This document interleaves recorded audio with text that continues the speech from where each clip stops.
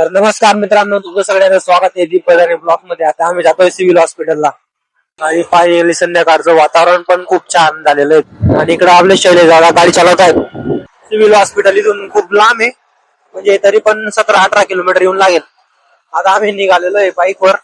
थोडं काम पण होतं, शुभमच्या मामीन त्यांचं सिव्हिल हॉस्पिटल मध्ये ऍडमिट केलेलं आहे, म्हणून जातोय आम्ही डबा घेऊन. थैली पण त्याने अशी लोकल पटाक आणलेली, त्याच्या घरात तर पण येत नाही. असं वाटतंय की मोबाईल पडून जाईल. आणि केस माझे कसे आहेत कमेंट मध्ये नक्की सांगा. वातावरण तर एक नंबर झालेलं आहे. इकडे गाडी शिकणं चालू आहे वाटतं.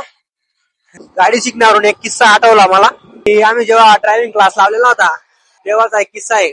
म्हणजे भाऊ ड्रायव्हिंग सीटवर बसलेला होता आणि असाच आहे होता. गोंधू रस्त्याला आहे होता, साखरी रस्त्याला आहे होता भाऊ. गोष्ट बघा, भावाची गोष्ट खतरनाक आहे.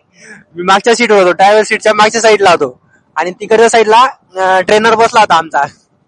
मग किस्सा असा झाला, आयवर भाऊ गाडी चालत होता आणि डिवायडर, म्हणजे असे डिवायडर आहे ना, डिवायडर जवळून त्याने डायरेक्ट ना अशी गाडी करून दिली. अशी डायरेक्ट टेरिंग अशी करून दिली. आम्ही इतकं जबरदस्त काढून गेलो होतो, डायरेक्ट खतरनाक काढून गेलो होतो. असं वाटलं होतं की गाडी डिवायडर उलटी होईल असं. पण मग नंतर समजलं, त्याने सांगितलं की पुढल्या खड्डे होतं. मग तेव्हा तो बाजूला बघा ट्रेनर, तो म्हणे बरोबर आहे, ठीक आहे म्हणे. तो पण असा घाबरला होता ना, नाही गाडी कंट्रोलच झाली नसती, नाही उलटी. 80-90च्या स्पीड मध्ये गाडी. खतरनाक दिवस होता तो. किती खतरनाक मोटिवेशन लिहिलेलं आहे. दिल ना दिया लो क्या किया. संध्याकाळचा टाइम पण झालेला आहे. मस्त एक गाणं म्हणतो मी आता.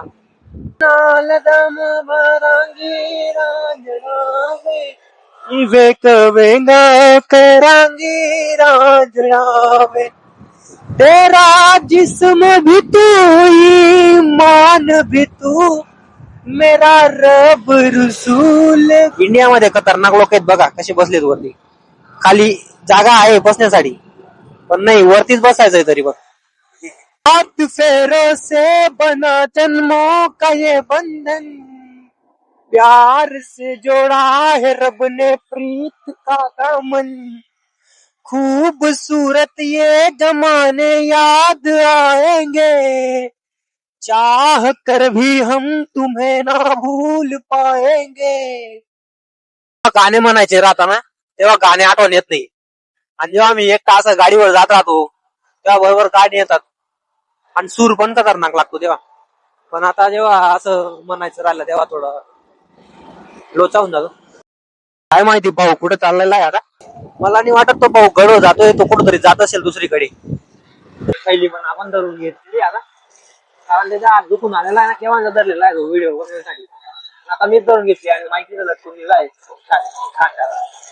आणि इथं बघा पोलीस पण येते का आपल्या मागे.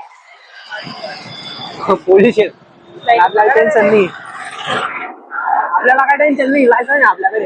हे बघा इकडं तुम्ही बघू शकत असाल तर इकडे काम चालू आहेत. मोठे डिगे पडलेले इथं माती. वेळात आपण पोहोचणार खूप जवळ येऊन लागलो नाही आपण तसं, खूप दिवसानंतर इकडे येतोय. आणि इकडे लडिंगचा किल्ला पण आहे, कधी गेलो नाही पण तिकडे काही विषय नाही. ते बघा ते पाहू, ते बघून आपल्याला असंच होते, पण काय टेन्शन नाही. ट्रकला मागे सोडत चाललो आपण आता पुढे. भावाचं एक नाही टेन्शन आहे. आता नवीन टी शर्ट घेतलंय म्हणे, भरून जाईल म्हणे याच्याने. नाही भरणार का, चुकड्याची थैली घातलेली ना आपण. इकडे गुरुद्वारा आहे,